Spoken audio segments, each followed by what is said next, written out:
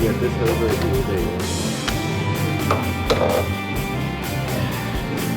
Hi everybody, welcome back. So today we're going to go ahead and pre-assemble our pistons and rods. We're going to get everything measured out.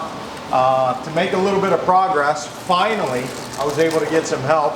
So I've got Jacob, also known as It's Worth Noting, and Ray, who's pretending to be sick right now and playing hooky from work. So he decided to come to the garage and hang out. As long as the boss don't find out, we're good. That's right, as long as the boss man doesn't know, we're all good. We're gonna measure the rods in a minute and then make sure that we're within tolerances so we can go ahead and get this stuff put in the car.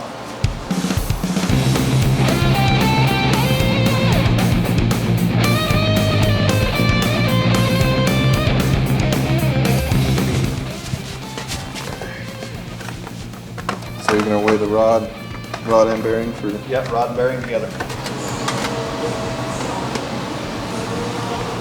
Just place the rod in the same place every time. Okay. 662.5. Home Skillet over here is going to explain to us what we're doing. Okay, so we've weighed the rods with the bearings, and then we've also weighed the pistons, the rings, the keepers, and the hickey-doos, the wrist pins. And so now what we're going to do is we're going to do all the math and get them as close to equal as we can. And so we will write all the numbers down and just do the math.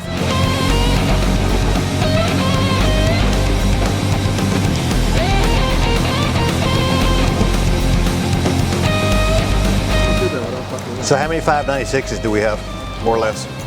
All right, so that's going to be your 622 or 662. We have two 662s. I remember Okay. this one in. All right, so now write that number down underneath your other ones because we're going to add them up. 5 plus 662. 1258 and a half.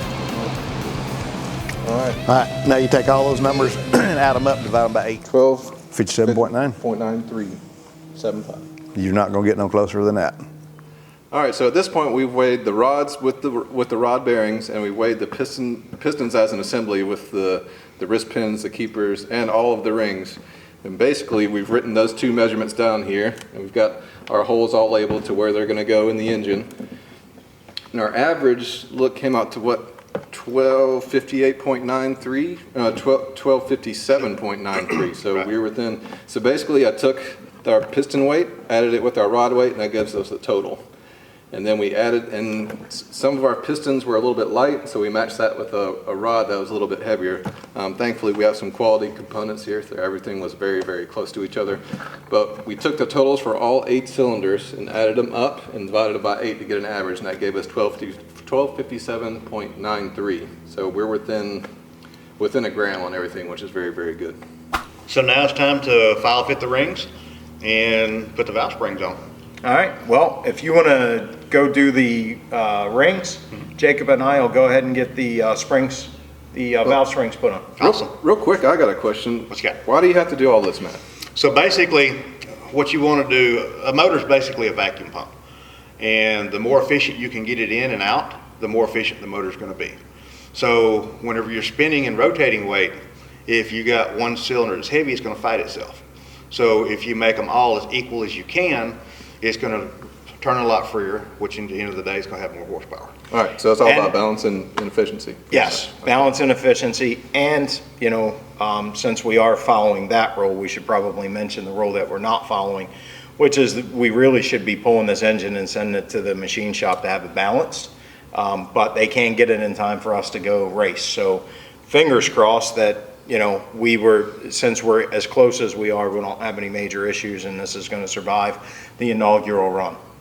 Yeah, do as we say, not as we do. That's right. That's it. All right, let's get it done. Okay, guys, we're going to go ahead and take the valve spring compressor, get these old springs off, put new springs, seats, and seals in. A little bit of anti-seize goes a long way. It's been a while since this this compressor. Yeah, when's the last time you used that? Was it on a Model T or?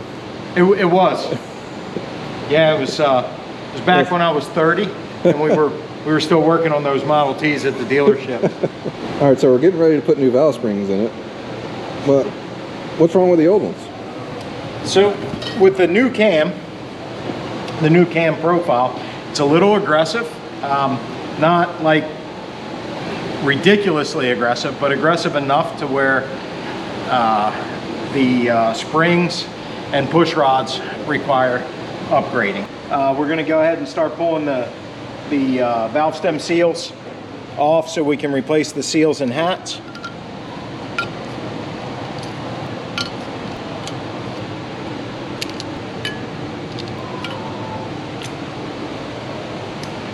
And we're gonna go ahead and clean some of this oil up just to make it a little bit easier to work with.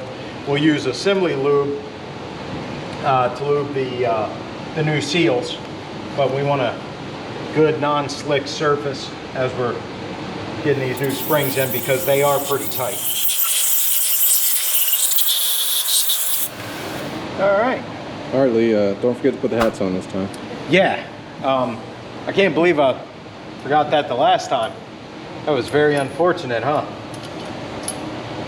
And I think what I learned the last time that I did that is we're just gonna go ahead and put all the hats on at the same time.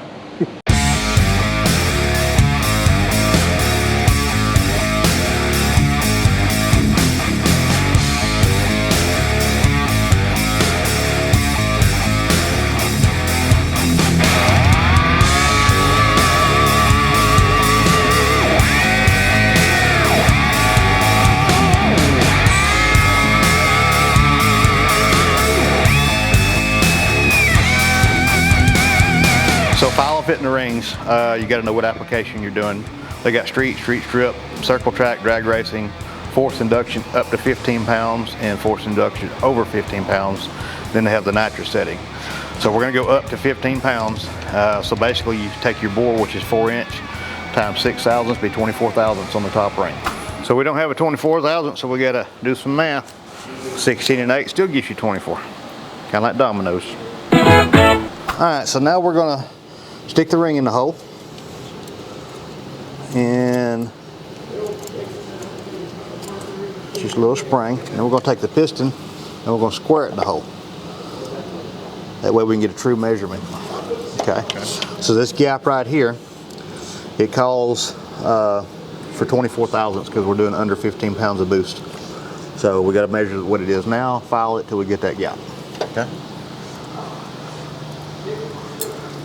So here's a 24 thousandths, 8 and a 16.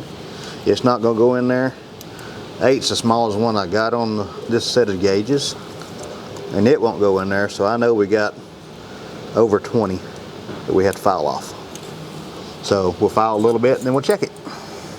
So basically I'm going to put it in a vise, put a softener around it, snug it up, and we're only going to file one side of the ring. So we'll file a little bit, then we'll check it, and then just keep doing that until we get it right. All right, so we're going to use the SP36035, which is a 5-piece file set.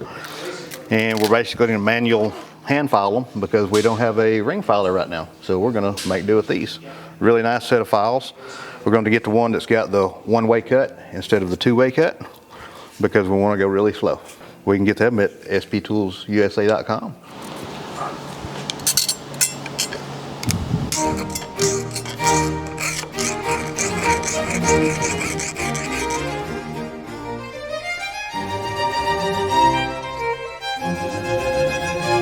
Bill, do you know why we have to file fit the rings? Why is that? For thermal growth. Whenever they get hot and they expand, they can't touch. If they touch, then you got to bind. Okay. So that's why you have to file fit rings. Oh, Deliverance over there is going to be waiting on us in a minute. There he is.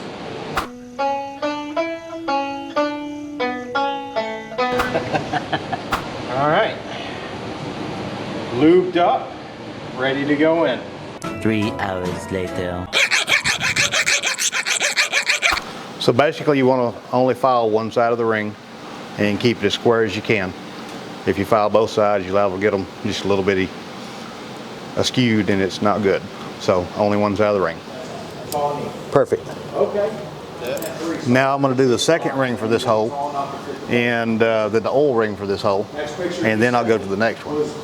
But I do all of them for one cylinder and done, and then move to the next hole. But all of them will be different measurements though.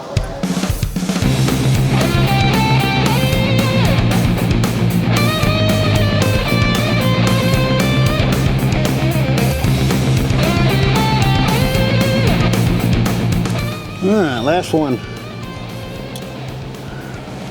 Perfect, and we're good. So now it's time to pull the old pistons and rods out and put the new ones in.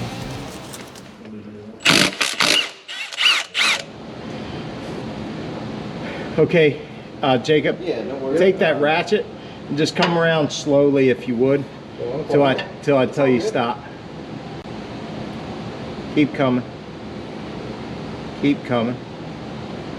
Keep coming. Keep coming. Sure. Okay. No. Keep coming. Hold that right there. Hold that. Okay.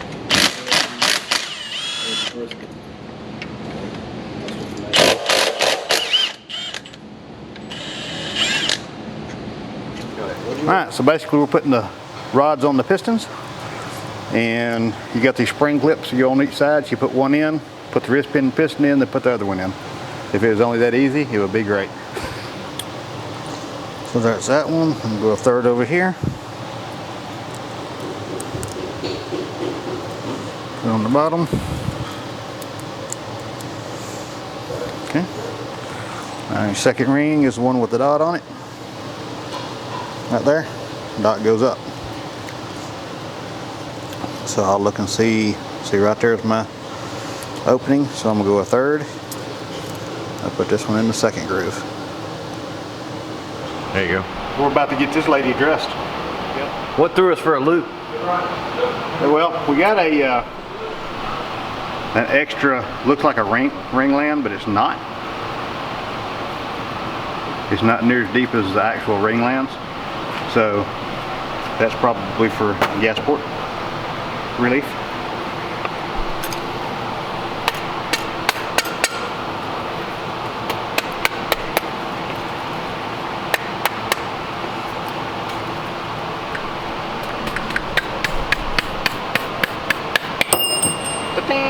Go for that. I mean, I've seen some really nice. No, it was money that we talked about several times.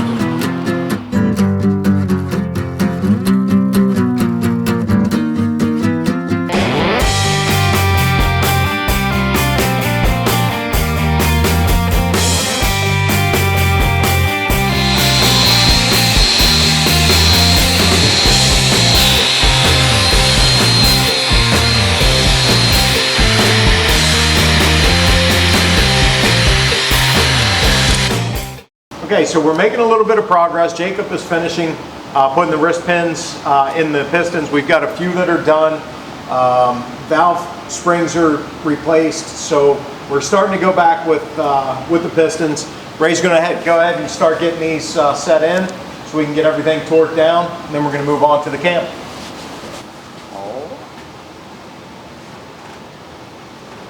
Don't mess it up, Ray. No, sir. Show us how they do it in Oklahoma. All right, Lee, take and bump this. Yep. When I tell you to, Gotcha. I'll guide the rod on the bottom. Yep.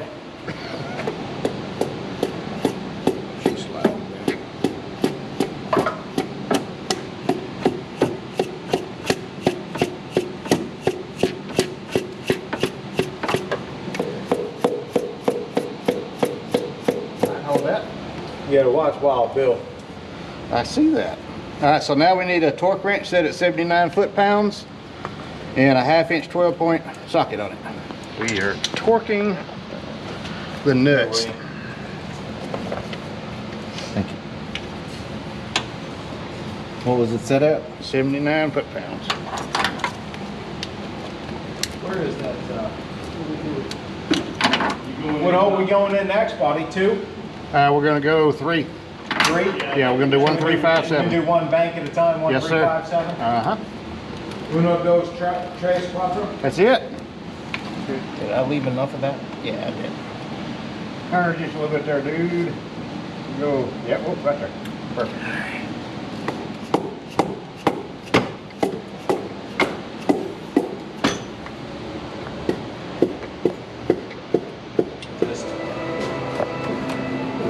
Basically, just want to have that side down. How you doing? Go with the flicker, get it square. I think that's close, but I can't really see, Brian. Let me,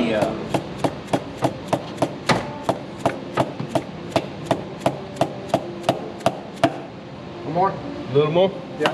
That's it. All right, so we're just about done with the piston install. We got one more hole we need to stick something in, and we're going to call that good. Next is the cam, so stay tuned.